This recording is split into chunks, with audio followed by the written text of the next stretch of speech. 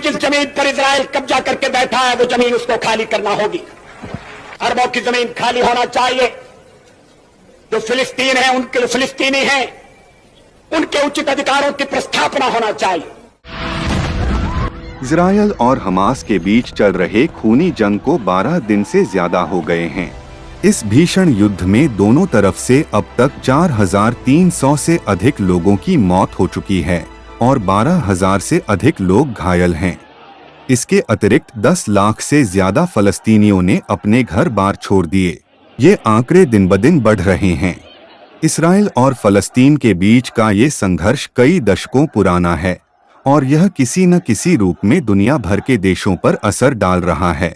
वहीं कुछ दिनों पहले हमारे प्रधानमंत्री नरेंद्र मोदी ने भी इस पर अपनी प्रतिक्रिया देते हुए इस्राइल के साथ एकजुट होने का बयान दिया था।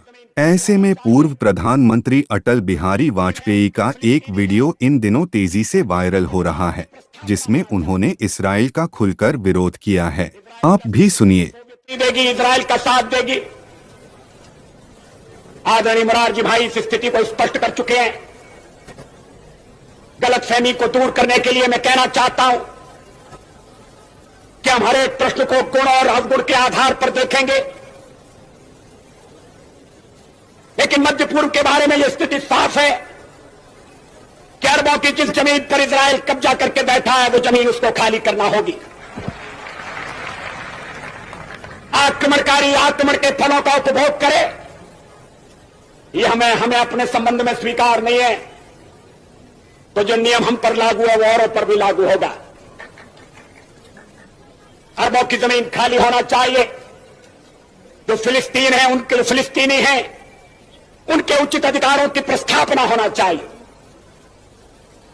इजराइल के अस्तित्व को तो सोवियत रूस ने, अमेरिका ने भी स्वीकार किया है, हम भी स्वीकार कर चुके हैं। मध्य पूर्व का एक ऐसा हल निकालना पड़ेगा इसमें आक्रमण का परिमार्जन हो और स्थायी शांति का आधार बने।